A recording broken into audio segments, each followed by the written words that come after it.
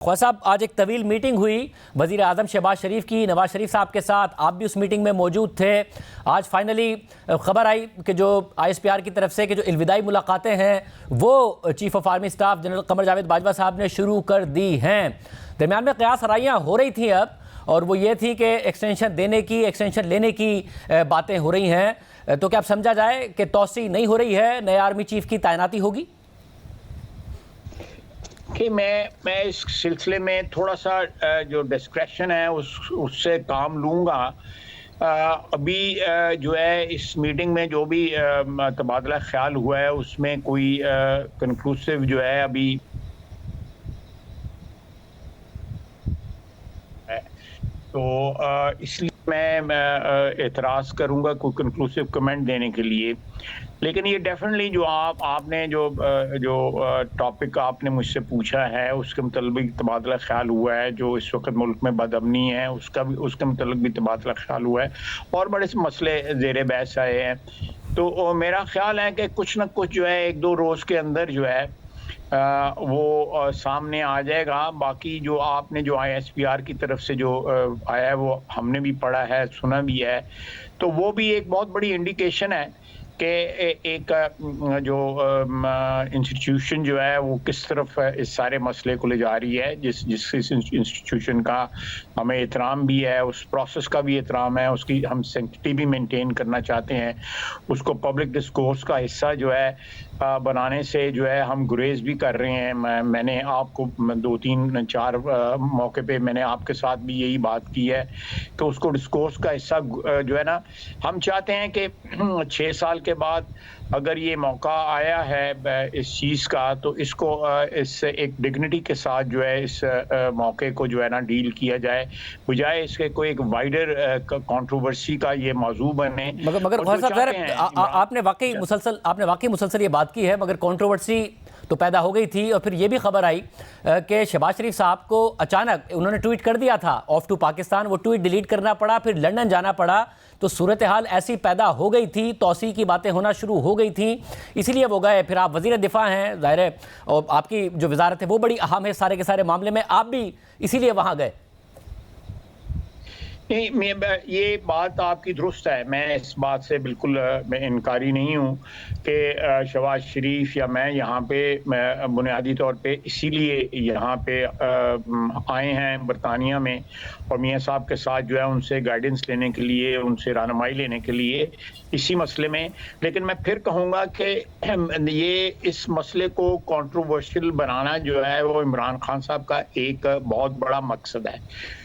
उनका मैंने कल परसों भी तलत साहब के प्रोग्राम में ये मैंने अर्ज की थी कि उनको जो पिछली अक्टूबर से जो झगड़ा शुरू हुआ उनका एस्टेब्लिशमेंट के साथ, वो सारे का सारा इसी मसले के लिए शुरू हुआ कि वो DGI जो है वो अपने मर्जी का रखना चाहते थे और उसको कंट्रोल करके, उस अदारे को कंट्रोल करके अल्टीमेटली वो जो ये नवंबर में जो 29 नवंबर को जो कुछ होने वाला है, जो ट्रांजैक्शन होने वाली है, उस पर असरअंदाज होना चाहते थे।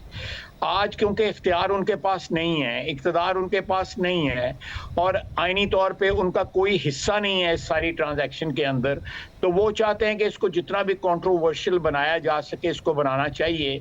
मेरी वसीयत वज़ीर दफ़ा और एक पॉलिटिकल वर्कर के मेरा ये फ़र्ज़ बनता है कि एक अदारा जो मेरी मिनिस्ट्री का हिस्सा है, मैं उसका तक़द्दुस जो है या एक जो मौका आया है जिसमें हमने ये फैसला करना है, उसकी सैंक्टिटी को और उसकी डिग्निटी को बरकरार रखूं और उसको प्रोटेक्ट करूं। ये मेरा एक बड़ा बुनियादी फ़र्ज़ है। मगर ख्वाजा साहब, ये दुरुस्त है, मगर दरमियान में खबरें आई ना कि जैसे आपने भी कहा था कि अक्टूबर के आखिर तक, फिर ये भी खबरें आई कि नवंबर के पहले हफ्ते में कि समरी आई नहीं है, जिसकी वजह से बात हो नहीं पा रही है। समरी आनी थी, नहीं आई, जिसकी वजह से मामला आगे नहीं बढ़ पा रहा है। देखें, ये प्रेशर जो है मीडिया की तरफ से भी ये बड़ा इसका क्रिएट हुआ। जेन्युइनली मीडिया अगर प्रेशर क्रिएट करता है तो वो भी एक किस्म की अकाउंटेबिलिटी होती है हमारे लोगों की, मैं उसको नेगेटिवली नहीं देखता। तो लेकिन अगर आप पिछली दोनों 2013 और 2016 वाली अपॉइंटमेंटें देखें तो वो 18 के बाद जो है समरी जो है मूव हुई, तो अभी 18 में मेरा एक हफ्ता बाकी रह गया, तो इसलिए कुछ ज़्यादा दूर नहीं है।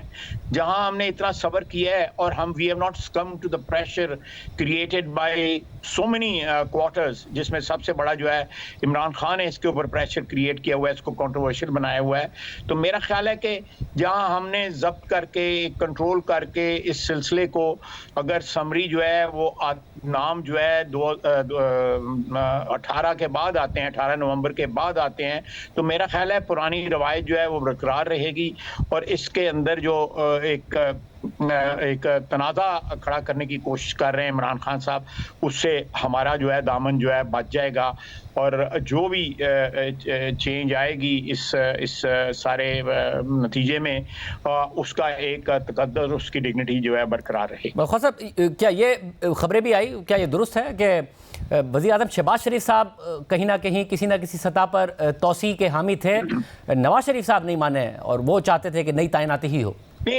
नहीं, देखें, हमारा मुझे किसी स्टेज के ऊपर जो है मियां शहबाज साहब ने ये इंडिकेट नहीं कहा। मैं कुछ क्रूशल मीटिंग्स में मैं शामिल भी रहा हूँ। मेरा ख्याल है कि तसलसल के साथ आज तक जो है वो पिछले हफ्ते 10 दिन से 12-15 दिन से, बल्कि मैं कहूँगा 3-4 हफ्ते से यही इंडिकेशन आती रही है। और ये जो आज जो सिलसिला शुरू हुआ है अलविदाई मुलाकातों का, ये 4-5 रोज़ से शुरू हुआ है। ये आज पहली दफ़ा नहीं है कि सियालकोट और मंगला की जो उन्होंने एड्रेस की है, जो गैरिजन्स को एड्रेस किया है, ये 4-5-6 रोज़ से शुरू हुआ है। मेरा अपना ख्याल है कि ये this is due to the present chief of army staff. हमारे ऊपर एक फ़र्ज़ बनता है कि ये सारा प्रोसेस जो है उनके लिए जो है, और आने वाले जो इनकम्बेंट होंगे या जो भी ट्रांजैक्शन होगी उसकी क्रेडिबिलिटी के लिए जो है ना, हम इसको थोड़ा we should keep it under the wraps, you know. ये मेरी आपसे इस्तदा है। और फिर मुझे साथ में भी बताइएगा ख्वाजा साहब के, ज़ाहिर जब आप पिछली दफ़ा प्रोग्राम में आए थे तो DG ISPR के हवाले से हमने सवाल किया था कि ISPR की तरफ से कहा गया है कि हुकूमत इस हवाले से कानूनी चाराजोई करे जो इमरान खान साहब ने इल्ज़ामात लगाए हैं। उन्होंने अपने इल्ज़ामात आज फिर दोहराए हैं और वो आगे इस बात को ले गए हैं कि एक और ऑफिसर था जो बाकायदा तौर पर मॉनिटरिंग में मौजूद था जब मुझ पर हमला हो रहा था, और वो ये भी कह रहे हैं कि मैं प्राइम मिनिस्टर रहा हूँ और मुझे एजेंसी के अंदर से इतलात मिल रही हैं। अब ये दोनों बातें बड़ी ख़तरनाक हैं। अगर उन्हें इतलात दुरुस्त मिल रही है तब भी ख़तरनाक है कि मुल्क के फॉर्मर प्राइम मिनिस्टर के ऊपर हमला हुआ, गलत मिल रही है तब भी ख़तरनाक है कि एजेंसी के अंदर से ही ये सब कुछ हो रहा है और फॉर्मर प्राइम मिनिस्टर बाकायदा तौर पर बार बार इस बात को कह रहे हैं, इंटरनेशनल मीडिया में भी, लोकल मीडिया में भी। देखें, वो इस चीज़ को भी जो है, जो उनके ऊपर हमला हुआ है, हमने उसकी मजम्मत की है और वो काबिल मजम्मत है, इसमें कोई बात नहीं, इसमें कोई दो बातें नहीं या दो राय नहीं है। लेकिन देखें, वो इसको भी एक पॉलिटिकल, हर चीज़ को वो एक पॉलिटिसाइज करना शुरू किया हुआ है उन्होंने। बुलेट फ्रैगमेंट्स जो है उनको लगे हैं, उनको गोलियां नहीं लगी। उन्होंने वहां पे मौके के ऊपर जो है मुआयना नहीं कराया, वहां पे जो बंदा जो है जहाँ बहक हुआ उसका पोस्टमार्टम नहीं हुआ। मुख्तलिफ किस्म की कॉन्ट्रोवर्सीज उसके सिलसिले में सारी सामने आ रही हैं। ये सारा वाक़या जो है जिसकी सारे मुल्क ने और बैनुल अक़वामी तौर पे भी मजम्मत हुई, उससे जो अफसोस का इजहार हुआ वो सारे का सारा डिस्पेल हो गया है। वो सारे का सारा जो है ना एक किस्म का तहलील हो गया है, बिकॉज जो कॉन्ट्रोवर्सीज उन्होंने खुद बनाई हुई हैं कि वो जब 3 घंटे के बाद वहां पहुंचे, अभी तक वो जो इनकी अपनी हुकूमत ने जो है वो जो FIR ना दर्ज की, और उस FIR का जो सिलसिला है आज भी शकूक और शुबहात का जो है वो शिकार हो गया हुआ है।